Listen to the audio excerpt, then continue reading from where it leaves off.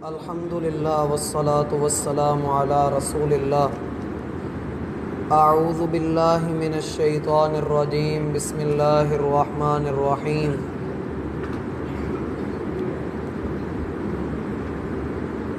احباب گرامی،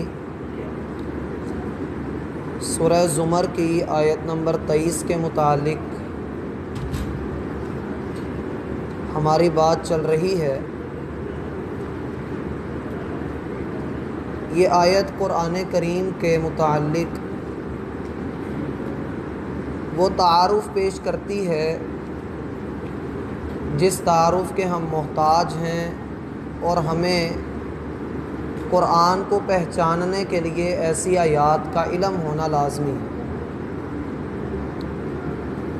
اس کے آغاز میں اللہ سبحانہ و تعالی فرماتے ہیں: اللہ نزل احسن الحدیث،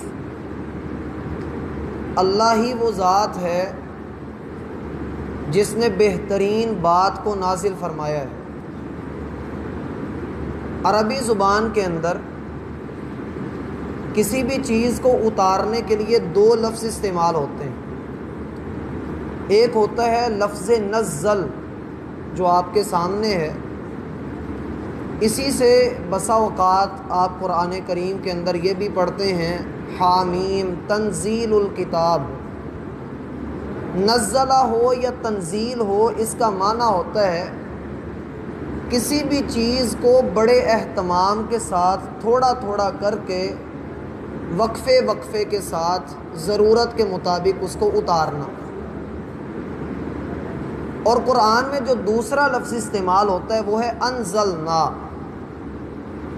انزلنا جیسا کہ آپ پڑھتے ہیں انا انزلناہ فی لیلۃ القدر۔ انزلنا کا معنی ہوتا ہے ایک ہی بار میں ساری چیز کو نازل کر دینا۔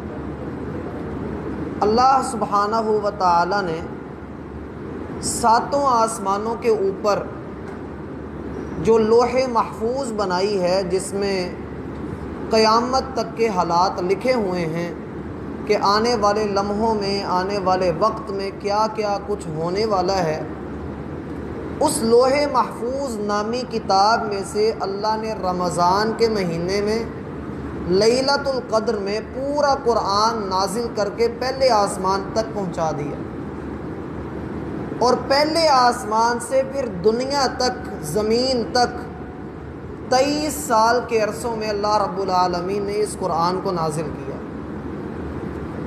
دوسری بات جو یہاں پر سمجھنے کی ہے وہ یہ کہ مشرکین مکہ کا اور دنیا کے کافروں کا یہ اعتراض تھا، ان کا یہ بہانہ تھا کہ یہ کتاب، یہ کلام، یہ باتیں، یہ آیات، یہ اللہ کا کلام نہیں ہے، یہ محمد صلی اللہ علیہ وآلہ وسلم کا اپنا کلام ہے۔ اس لیے آپ جہاں کہیں بھی قرآن کریم کے نازل ہونے کا ذکر پڑھیں گے، اس کے ساتھ آپ کو یہ بات ضرور بھی ضرور ملے گی کہ اس کتاب کا نازل کرنے والا اللہ ہے۔ اب اللہ تو کہہ رہا ہے کہ میں نے اس کو نازل کیا، انسان کیسے اس بات کو مان لے؟ انسان تو پہلے ہی انکار کر رہا ہے۔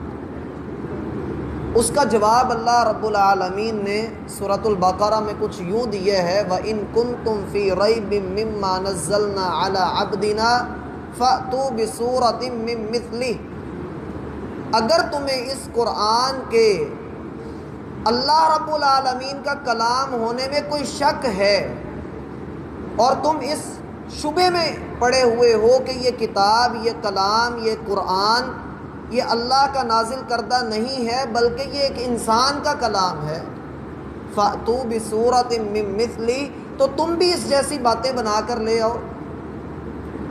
اگر یہ انسان کا ہی کام ہے تو پھر اس جیسا کلام بنانا کسی اور انسان کے لیے مشکل نہیں ہے۔ اور اللہ رب العالمین نے یہ بات ایک جگہ پر نہیں کہی۔ ایک جگہ پر اللہ رب العالمین فرماتے ہیں: قُلْ لَئِنِ اجْتَمَعَتِ الْإِنسُ وَالْجِنُّ عَلَىٰ أَن يَأْتُونَ بِمِثْلِهِ وَلَوْ كَانَ بَعْضُهُمْ لِبَعْضٍ ظَهِيرًا، اگر سارے انسان اور سارے جنات بھی مل جائیں ایک دوسرے کے مددگار بن جائیں اور اس قرآن کی نظیر لانے کی کوشش کریں تو وہ اس قرآن جیسا کلام نہیں بنا سکتے۔ عربوں کے اندر کلام کی خوبی، کلام کا حسن، بات کے اندر خوبصورتی پیدا کرنا عربوں کے اندر بڑا عام تھا۔ آپ آج بھی عربوں کا کلام پڑھیں تو بندے کی روح خوش ہوتی ہے کہ انہوں نے کیسے کمال الفاظ لکھے ہیں۔ مثلا کچھ اشعار عربی میں آتے ہیں، وَأَحْسَنَ مِنْكَ لَمْ تَرَ قَطُّ عَيْنٌ وَأَحْسَنَ مِنْكَ لَمْ تَلِدِ النِّسَاءُ خُلِقْتَ مُبَرَّأً مِنْ كُلِّ عَيْبٍ۔ یہ رسول اللہ صلی اللہ علیہ وسلم کی شان میں ایک صحابی نے یہ اشعار کہے تھے۔ اب انہی اشعار کو دیکھا جائے تو وہ بھی کمال کے ہیں، لیکن جب قرآن کی بات آتی ہے تو یہ لوگ جو اعتراض کرنے والے تھے، یہ سورۃ الکوثر جو قرآن کی سب سے چھوٹی سورت ہے اس جیسی بھی ایک سورت نہیں بنا پائے۔ اور ایک اور مقام پہ اللہ رب العالمین کا فرمان ہے، الف لام میم تنزیل الکتاب لا ریب فیہ من رب العالمین۔ یہ کتاب یہ رب العالمین کی طرف سے نازل کی گئی ہے، اس میں کوئی شک نہیں۔ سوال یہاں ایک یہ آتا ہے کہ اللہ جب اس کتاب کا نازل کرنے والا تو ہے تو پھر تو بار بار یہ بات کیوں کہے جا رہا ہے کہ میں ہی اس کتاب کا نازل کرنے والا ہوں؟ اس کی وجہ یہ ہے کہ جن لوگوں نے اس کتاب کا، اس قرآن کے اللہ کا کلام ہونے کا انکار کیا، ان کو یہ بتانا مقصد ہے کہ اگر تم اس قرآن کا انکار کر رہے ہو اور اسے جھوٹا کہہ رہے ہو یا یہ کہتے ہو کہ یہ اللہ کا کلام نہیں ہے، تو ایک مرتبہ ہوش کے ناخن لو، سوچ لو کہ تم کس کا انکار کر رہے ہو۔ آیا قرآن کا انکار کر رہے ہو یا قرآن کے نازل کرنے والے کا انکار کر رہے ہو؟ اگر تم اس کا انکار کرتے ہو تو ظاہر سی بات ہے تم نے اللہ کا بھی انکار کر دیا۔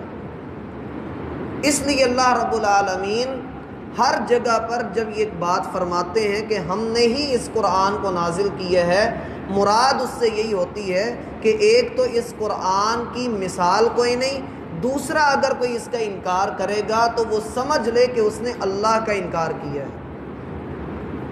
پھر آگے اللہ رب العالمین نے فرمایا نزل، ہم نے اس کو بڑے اہتمام کے ساتھ نازل کیا ہے۔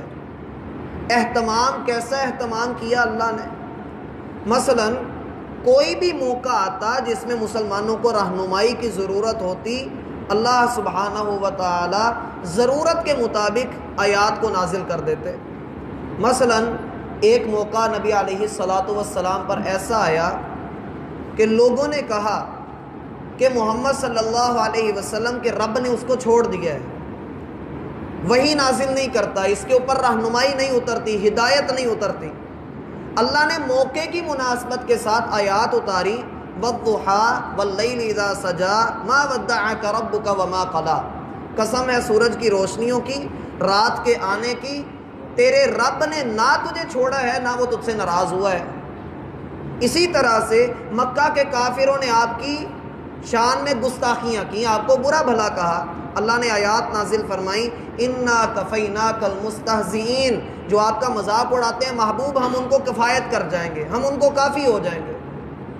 اسی طرح سے ایک موقع پر مسلمانوں کے پاس پانی ختم ہو گیا اور نماز کا بھی وقت تھا اور ابھی ضرورت تھی کہ ہم نے نماز ادا کرنی ہے، تو اللہ رب العالمین نے آیات نازل فرما دی، فَتَيَمَّمُوا صَعِيدًا طَيِّبًا فَامْسَحُوا بِوُجُوهِكُمْ وَأَيْدِيكُمْ، تم اپنے ہاتھوں کو اور اپنے چہرے کو پاک مٹی کے ساتھ تیمم کے ذریعے صاف کر لو۔ تو گویا کہ اہتمام کے ساتھ اللہ نے اس قرآن کو نازل کیا۔ اہتمام میں یہ معنی بھی یاد آتا ہے کہ اللہ رب العالمین نے اس کتاب کو جب نازل کیا تو آسمان کی پوری طرح سے حفاظت فرمائی، کسی بھی جن کو، کسی بھی شیطان کو وہاں پر مارنے کی جرت نہ تھی۔ اور اللہ رب العالمین نے اس کلام کو مزید اہتمام کے ساتھ یوں نازل کیا کہ 1400 سال گزر چکے، ہم 1441 ہجری کے آخری مہینے میں ہیں، یہ 1441 تقریباً 1450 سال آپ کہہ رہے ہیں کہ یہ گزر گئے، اس میں زیر زبر تو دور کی بات ہے، نقطے کا بھی فرق نہیں۔ یہ اللہ رب العالمین نے اس کو اہتمام کے ساتھ نازل کیا ہے۔ روس کے اندر جب کمیونسٹ نظام آیا تھا، کمیونسٹ نظام وہ ہوتا ہے جس میں اللہ کا انکار ہے، خدا کوئی بھی نہیں ہے، اس کا وجود ہی نہیں ہے، لوگ اس چیز کا انکار کرتے ہیں۔ جب وہاں پر کمیونزم آیا تو ان لوگوں نے لوگوں کو گھروں سے نکال کر ان کے ہاتھوں سے قرآن چھین کر ان سے قرآن دور کر دیے، جلا دیے، سارا کچھ ضائع کر دیا۔ اور وہاں پر پھر بھی اس کمیونزم کے دور میں ایک بہت بڑی تعداد حفاظ کرام کی موجود رہی۔ کس وجہ سے؟ انہوں نے سینہ بسینہ یہ قرآن آگے منتقل کیا، اپنے بچوں کو یاد کروایا۔ آپ نائجیریا میں جائیں، افریقہ میں دیکھیں، وہاں پر لوگ کڑی دھوپ میں بیٹھ کر پھٹیوں کے اوپر یا تختیوں کے اوپر قرآن لکھا ہوا ہے اور وہ اس سے دیکھ کر یاد کر رہے ہیں۔ اور اس وقت دنیا کے اندر جو بہترین قرائے کرام سامنے آ رہے ہیں وہ انہی افریقی ممالک سے ہیں، رنگ کے کالے لیکن دل کے انتہائی روشن، خوبصورت آوازوں والے، قرآن پر عمل کرنے والے۔ اللہ نزل، اللہ رب العالمین نے ہی اس قرآن کو نازل کیا ہے۔ پھر فرمایا احسن الحدیث، یہ بہترین اور عمدہ کلام ہے۔ بہترین اور عمدہ کلام کس طرح سے ہے کہ ابو جہل جیسا کٹر کافر بھی کعبہ کے پردوں میں چھپ کر اس قرآن کو سنا کرتا تھا۔ احسن الحدیث میں یہ نقطہ بھی آتا ہے کہ اس کتاب کے متعلق آپ کوئی بھی بات کریں گے، ایون کہ کوئی ایسا بندہ جو معاشرے کا گرا پڑا فرد ہی کیوں نہیں، جب وہ قرآن کی کوئی بات کرے گا اس کی بات دنیا کی بہترین بات سمجھی جائے گی۔ گویا کہ اگر آپ چاہتے ہیں کہ آپ کی زبان میں اثر پیدا ہو جائے، لوگ آپ کی عزت کریں، اللہ کے ہاں آپ کی قدر ہو، تو اس کے لیے میرا بھائی یہ ہے کہ آپ اس قرآن کی بات کو اپنی بات بنا لیں۔ اللہ رب العالمین فرماتے ہیں ایک جگہ پر وَمَنْ أَحْسَنُ قَوْلًا مِّمَّنْ دَعَا إِلَى اللَّهِ وَعَمِلَ صَالِحًا، اس شخص سے بڑھ کر بھلا کس کی بات اچھی ہوگی جو اللہ کے کلام کی بات کرتا ہے، جس کی بات ہی اللہ کا کلام ہے، جو اللہ کے دین کی طرف بلا رہا ہے۔ اس لیے احسن الحدیث، اس کو بھی سمجھیے۔ جب ہم جمعہ کے لیے جاتے ہیں تو وہاں پر خطیب بھی یہ کلمات بولتا ہے کہ خیر الہدی ہدی محمد احسن الکلام کلام اللہ، سب سے بہترین کلام ہے تو اللہ کا کلام، اور ہدایت اگر کوئی بھلی ہے تو محمد الرسول اللہ صلی اللہ علیہ وسلم کی ہدایت بھلی ہے۔ یہاں پر میرا بھائی ایک عقیدے کی بات بھی سمجھ لیں، حدیث کہتے ہیں نئی بات کو، حدیث کہتے ہیں کسی نئی بات کو۔ بعض یونانی لوگ جو کہ آج کل جن کو ہم سیکولر لوگ کہتے ہیں یا لبرل لوگ کہتے ہیں، وہ لوگ یہ بات کرتے ہیں کہ جی اللہ رب العالمین وہ ایسا ہے کہ اس کو مستقبل کا علم نہیں ہے۔